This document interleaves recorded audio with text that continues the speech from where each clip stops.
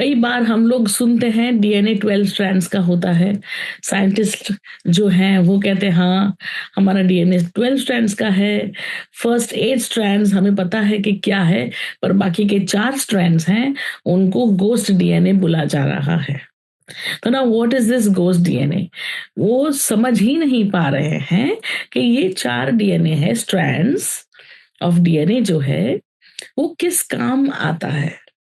ना वो mental help कर रहा है, ना इमोशनल हेल्प कर रहा है, तो वो किस चीज के काम आता है? और वो है हमारा स्पिरिचुअल डीएनए।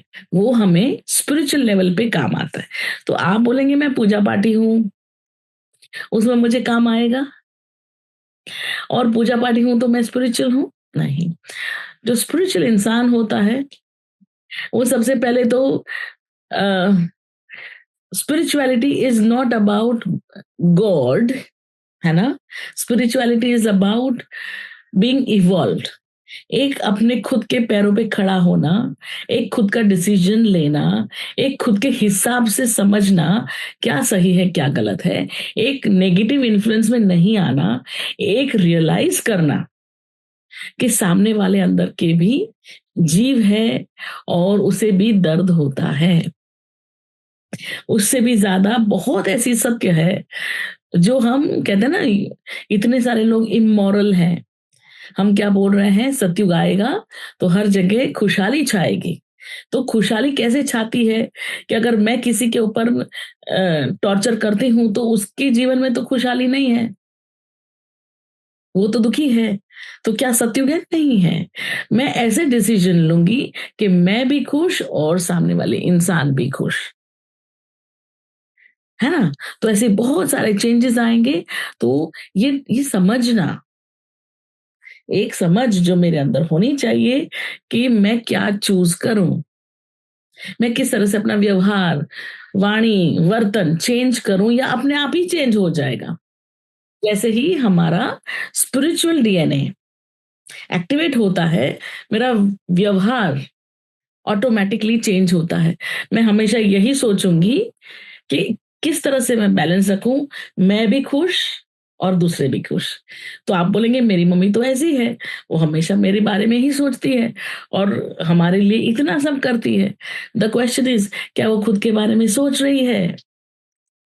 तो द ट्रू स्पिरिचुअलिटी इज कि मैं एज अ मदर मेरे बारे में भी सोच रही हूँ, मैं एज अ मदर अपने बच्चों के बारे में भी सोच रही हूँ, और मैं एज अ मदर दोनों को बैलेंस करते हुए आगे बढ़ रही हूँ, है ना? So this is a spirituality. And हमारा जैसे जैसे फोर स्ट्रैंड, जो फोर स्ट्रैंड्स हैं, स्पिरिचुअल स्ट्रैंड्स, जैसे जैसे वो आगे बढ़ेगा, फिर क्या होगा?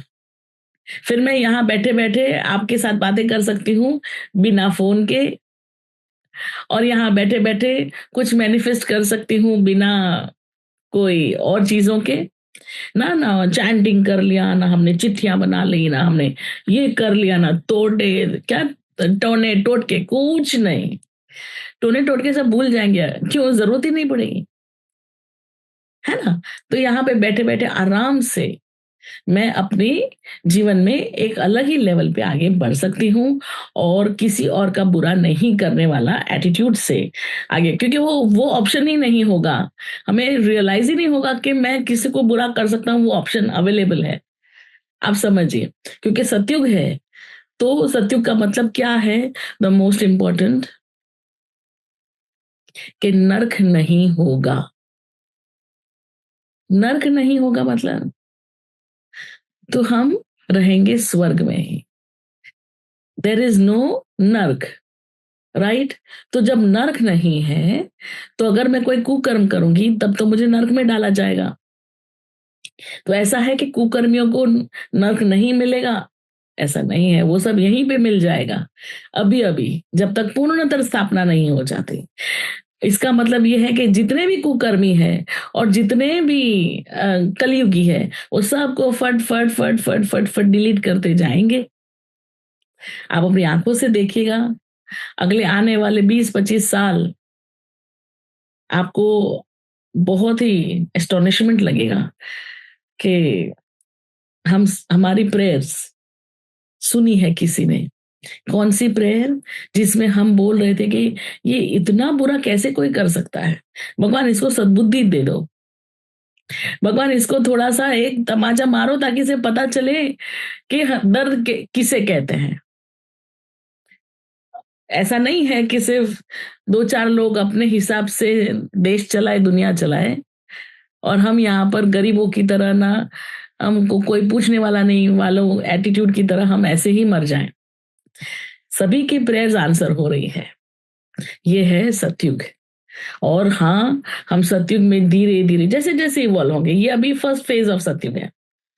फर्स्ट फेज़ ऑफ सतयुग में धीरे-धीरे, धीरे-धीरे हम ओवर पावर करेंगे और जो कलयुगी है वो खत्म होते जाएँगे। मतलब देयर इज़ नो नर्क।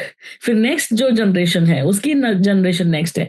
हमारे सबकी थर्ड आई ओपन हो जाएगी और हम ऐसे-ऐसे अद्भुत कार्य करेंगे, जो हमने सोचे नहीं होंगे। हमारा जीवन भी बहुत लंबा हो जाएगा, है ना? हम यहाँ पर तप नहीं करने आएँगे, हम यहाँ पर बहुत ही अच्छे लेवल पे एन्जॉय करने आएँगे, है ना?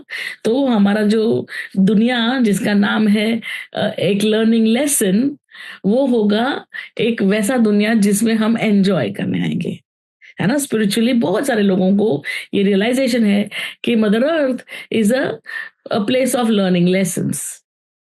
फिर धीरे-धीरे क्या हो जाएगा mother earth is a place of enjoying life, है ना? सो हम सत्युग की तरफ इस तरह से बढ़ रहे हैं। Thank you. आपका नमस्ते।